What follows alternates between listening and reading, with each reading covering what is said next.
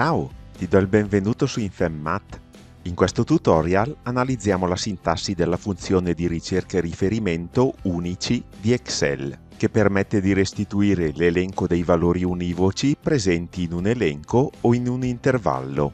La funzione unici è una funzione matrice dinamica che, come vedrai dagli esempi, consente di ottenere con estrema semplicità risultati che, con le vecchie funzioni, sarebbero difficilissimi da ottenere.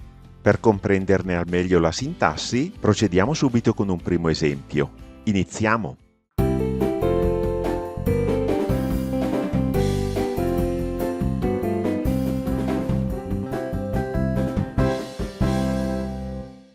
Alcuni amici vanno insieme in vacanza. Ogni volta che vanno a mangiare, uno di loro paga il conto per tutti. Alla fine della vacanza vogliono capire quanto ha speso ognuno, in modo da poter suddividere equamente la spesa. Ovviamente lo possono fare utilizzando la funzione somma se, ma serve l'elenco dei partecipanti, cioè un elenco di valori univoci. Come possono ottenerlo? Se dovessimo ottenere l'elenco utilizzando le vecchie funzioni di Excel, soddisfare la richiesta sarebbe molto impegnativo, ma fortunatamente nelle ultime versioni è presente la funzione unici, la cui sintassi è semplicissima. Per ottenere l'elenco richiesto dobbiamo posizionarci in cella D14 e digitare uguale unici, scegliere la funzione che ci interessa e selezionare l'elenco dagli amici. Premendo invio otteniamo l'elenco richiesto. Siccome questo intervallo è stato formattato come tabella, inserendo un nome in fondo alla tabella, dopo aver premuto invio, l'elenco si aggiornerà immediatamente. Per contare il numero degli amici, possiamo utilizzare la funzione contavalori e siccome non sappiamo la lunghezza dell'elenco estratto, possiamo cliccare nella cella contenente la funzione unici e subito dopo digitare l'operatore cancelletto o hashtag. In questo modo l'intero elenco sarà individuato immediatamente e premendo invio riusciremo a contare il numero degli amici. Annulliamo ora le ultime modifiche e prima di analizzare nel dettaglio la sintassi della funzione unici, che come puoi notare ha un argomento obbligatorio e gli altri due facoltativi, vediamo come è possibile ottenere tale elenco con altri strumenti di Excel. Il primo modo è quello di utilizzare la convalida dati. Nella scheda dati clicchiamo sul pulsante convalida dati. Successivamente nelle impostazioni di convalida scegliamo elenco e come origine selezioniamo l'elenco di chi ha pagato. Confermando con OK possiamo notare che nel menu a tendina è comparso l'elenco identico a quello estratto con la funzione unici. Purtroppo però non si tratta di un elenco esteso, ma è solamente selezionabile e dunque può essere utile per sapere quanti sono i partecipanti, ma non può essere utilizzato per elaborare i dati. Il secondo modo che ti propongo è lo strumento Rimuovi duplicati. Sempre nella scheda dati, questo pulsante permette di rimuovere i duplicati da un elenco. Vediamo come si procede. Selezioniamo l'elenco dei paganti, copiamolo, CTRL-C e incolliamo qui solamente i valori. Con l'elenco selezionato, clicchiamo sul pulsante Rimuovi duplicati e siccome la colonna è unica, confermiamo con OK.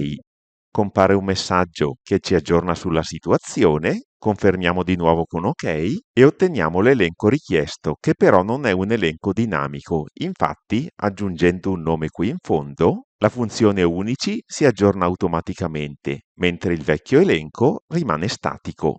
Come avrai notato, l'utilizzo base della funzione unici è molto semplice e formattando gli intervalli come tabella otterrai una formula che si aggiorna dinamicamente. Se vuoi però beneficiare di tutti i vantaggi che la funzione unici ti offre, è però opportuno imparare a utilizzare anche gli altri parametri della funzione. Lo facciamo con il prossimo esempio. 6 bambini estraggono confetti colorati da un sacchetto. I colori disponibili sono 9 ed ogni bambino può estrarre 7 confetti. Ogni bambino può tenere solo un confetto per colore e deve restituire gli altri. Date le liste dei confetti estratti, come possiamo estrarre i valori univoci? Rispondere a questa domanda è molto semplice, poiché possiamo utilizzare la funzione unici e determinare i valori unici dell'intervallo B2-B8 per poi trascinare la formula verso destra. Quando utilizzi la funzione unici, però, devi stare attento a un piccolo dettaglio. Quando una cella è vuota, la funzione unici la interpreta come 0 e questo può essere un problema. Vediamo perché. Annullo le modifiche e conto il numero dei cioccolatini che spettano ad ogni bambino. Seleziono la cella B19 ed utilizzo la funzione contavalori. Digito uguale conta, seleziono la funzione contavalori, clicco in cella B12 ed utilizzo l'operatore di intervallo espanso hashtag. Premendo invio ottengo il risultato desiderato e successivamente trascino la formula verso destra. Il problema che ti ho segnalato in precedenza è questo. Cancellando un colore, questa cella viene interpretata come 0 e viene conteggiata. Alla fine del video ti mostrerò come risolvere questo problema utilizzando la funzione filtro. Ora però ti voglio mostrare come trovare i valori unici in orizzontale e lo faccio mostrandoti la formula già inserita. Utilizzando la funzione unici ho selezionato l'intervallo orizzontale B2G2 e come secondo argomento della funzione ho inserito vero. Il valore predefinito è falso e può essere omesso e permette di calcolare i valori unici in verticale, mentre il valore vero permette di calcolare i valori unici in orizzontale. Premendo invio otteniamo il risultato desiderato e trascinando la formula verso il basso possiamo completare la tabella. Vediamo ora a che cosa serve il terzo argomento della funzione unici. Il terzo argomento della funzione unici, se impostato a vero, consente di visualizzare l'elenco dei valori che compaiono esattamente una volta e dunque in questa colonna il colore nero viene escluso dalla lista. Come puoi notare dalla formula, il primo argomento è sempre la matrice di ricerca, il secondo argomento è stato omesso e quindi equivale a falso, il terzo argomento è stato impostato a vero. Vediamo ora come si risolve il problema delle celle vuote. Ti mostro due formule. La prima è valida per il conteggio dei valori unici in verticale e la seconda per il conteggio dei valori unici in orizzontale. Come puoi notare, qui è presente un 5 e qui un 6. Eliminando la cella all'incrocio, possiamo vedere che questo è diventato un 4 e questo un 5, e quindi le due formule funzionano perfettamente. Nella prima formula, come puoi notare, utilizzando la funzione filtro, ho selezionato come primo argomento la matrice B2-B8 e come secondo argomento, l'argomento includi, ho impostato che l'intervallo B2-B8 sia diverso da virgolette virgolette, cioè cella vuota. In questo modo, la funzione filtro fa sì che vengano considerate solamente le celle che contengono un valore.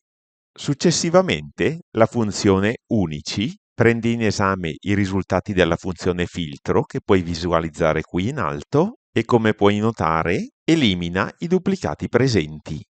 Infine la funzione contavalori conta quanti sono i valori unici rimasti. Dunque, per così dire, il lavoro grosso lo fa la funzione filtro. La funzione unici elimina i duplicati e la funzione contavalori conta quanti sono i valori unici. La stessa cosa si può fare in orizzontale. Ti mostro la formula. È la stessa utilizzata in precedenza, ma questa volta nella funzione unici il secondo argomento è stato impostato a vero e dunque la funzione filtro esamina l'intervallo B2G2 e come puoi notare qui seleziona solamente le celle non vuote. La funzione unici prende in esame la matrice dei risultati della funzione filtro e siccome il suo secondo argomento è impostato a vero, elenca i valori unici in orizzontale, valori che puoi facilmente visualizzare qui in alto. Ed infine la funzione contavalori li conta. In questo modo, cancellando un qualsiasi numero di celle, i due conteggi, in verticale e in orizzontale, saranno sempre esatti. Come avrai notato, nel foglio sono state inserite alcune formattazioni condizionali.